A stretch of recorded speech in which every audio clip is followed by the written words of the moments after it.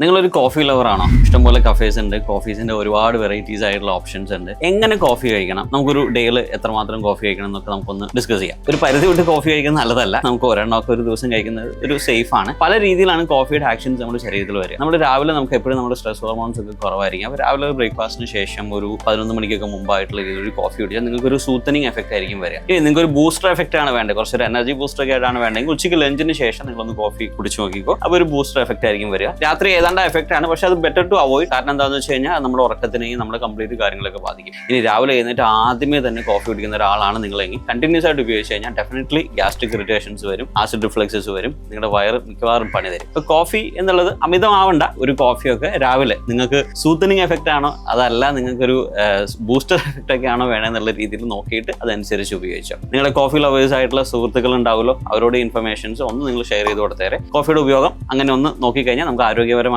തന്നെ നമുക്ക് കോഫി കുടിച്ച് നമുക്ക് ശീലിക്കാം.